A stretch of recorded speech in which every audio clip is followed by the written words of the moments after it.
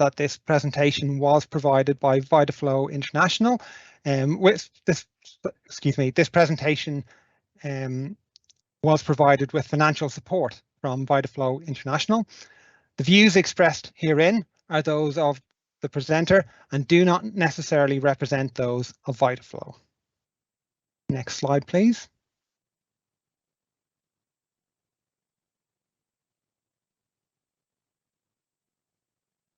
On the screen now, you can see the learning objectives. I'm not going to read through those because you would have seen those during registration. Next, please. So it's now my pleasure to introduce you to our speaker for today, Professor Emma Vardy. Professor Vardy is a consultant geriatrician and clinical frailty lead at the Northern Care Alliance NHS Foundation Trust in North West England. She holds an honorary clinical chair with the Manchester Academic Health Scientists Centre in the Faculty for Biology, Medicine and Health at the University of Manchester. She is the Aging Specialty Lead for the National Institute for Health and Care Research, NIHR, Greater Manchester Clinical Research Network, and is the Deputy Lead for the Healthy Aging theme for the Greater Manchester NIHR Applied Research Collaboration. She works closely with organisations such as the British Geriatric Society, the Royal College of Physicians, London, and the European Delirium Association. She has published widely on topics which include delirium, frailty, acute illness in the older person, dementia, quality improvement, and digital.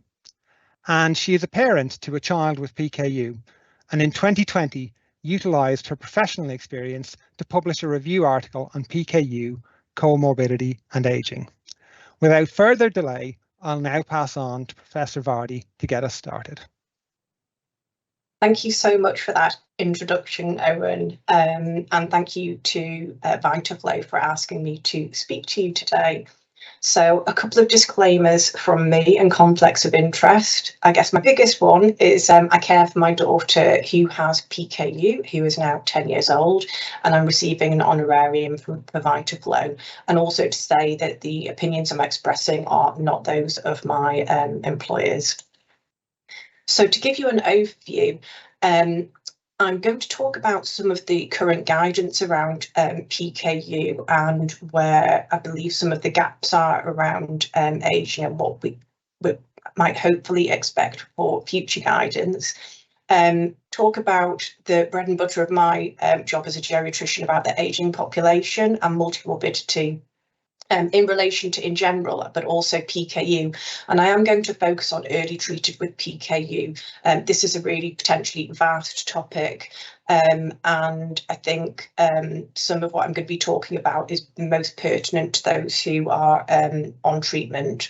I'm going to talk about concepts of frailty and protein and aging and also sarcopenia, and also some implications that I believe there may be around metabolic control. And then finish by talking about services for, which will be fit for older people with PKU, and a few sort of pointers to where I think where some of the research gaps may lie. So where I want to start is there are guidelines for PKU across the world. I'm talking about the European ones here because I'm based in the UK and they're the ones that I'm most familiar with. And I guess the question that where I'll start is, are those guidelines fit for aging? So I'm referring to the Van Wegberg guidelines in 2017, and I know that they're being updated and that's due for release later this year. But those guidelines do refer to the things that are relevant to aging are the diet for life, the need for lifelong follow-up, and they do highlight some of the unknowns around that. In that guideline, there is target fee for adulthood, but not for older age, and that is not unique to the European guidelines. There are minimum requirements for adult follow-up, but there isn't any data around protein requirements going into older age. It incorporates areas such as management during acute illness, maternal PKU, and there is the recognition that there is a need to optimise PKU treatment both in adults and in elderly care.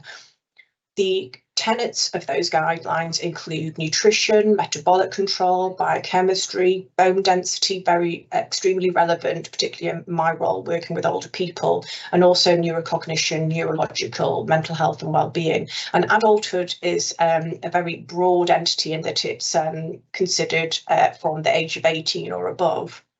As a geriatrician, the definition of an older adult, I think, and those people that tend to be looked after by geriatricians used to be 65, but I would say that is as a general rule shifted to 80 with increased life expectancy. So these are considerations.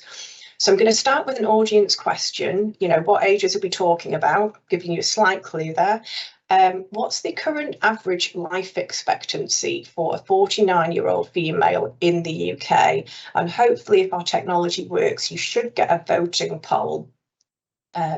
So I think, and Owen is helpfully going to feedback once we finished voting what the outcome of that poll. So I can't see. So I'll give you just 30 seconds or so to vote. Just waiting for the results to come through now. Okay. Here they are. I've been handed the envelope. Okay, so 7% of the audience thought the answer was 75 years. 15% voted for 79 years. 56% voted for 83 years. 19% voted for 87 years, and 4% voted for 91 years.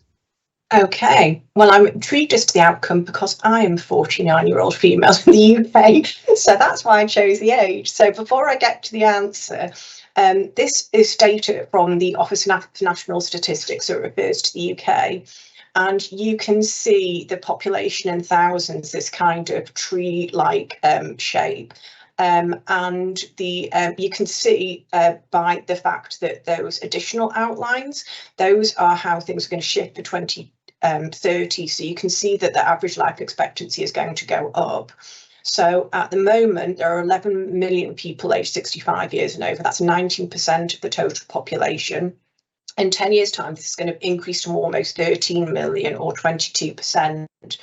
The number of people aged 85 years and over was estimated to be 1.7 million in 2020, and it's projected to almost double.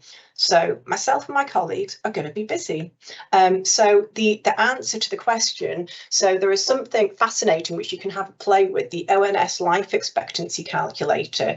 So the bottom right, you can see my age, and my average life expectancy is 87 years. So I think that was around 15% of you. I also have a 1 in 4 chance of living to the age of 95 and a 1 in 10 chance of living to 99 years. And I might even get to centenary celebration. Now, I also plugged in, just because one of the, and I'm sure they would be thrilled to be described as this, one of the older people that I know on treatment with PKU is around 50, and their average life expectancy is similar. So people with PKU are, all being well, going to live quite long lives. The next question is, how long will people live disability free? And this is really pertinent because, of course, we would potentially all like to live long lives, but we want to be as independent as possible. And this is the killer question, really. And you can see that the average number of the life expectancy disability free is currently up to around 60s, and women have a longer life expectancy disability free. But we have concerns as geriatricians because that age is going down. So the disability-free length of time is decreasing, and this is from the State of Aging Centre for Aging Better. The next question is, what about multimorbidity? So this is a paper by Barnett et al. In The Lancet. And this shows that as people age, they can expect increasing numbers of disorders. And you can see, like, for each coloured line, the average number of people who are going to have, up to 8 different conditions. And it's really not hard to kind of, for those to mount up. This is an interesting study off the back of that, looking at comorbidities, different conditions that coexist. So there are kind of patterns of, you know, for example, if you have coronary artery disease, then you are increasingly likely to also have diabetes and a painful condition. So these are, again, our kind of considerations for what coexists. So this leads me on to the review that Owen referred to at the start. So I got interested in comorbidities in PKU and aging as a result of my connection to the PKU community and being a geriatrician. And so I decided to start putting that down on paper and to submit that for publication. And these are pictures of all the different people that I called on. So there will be some recognisable faces for you. My co-authors, Anita MacDonald, Denise Hoffman and Suzanne Ford.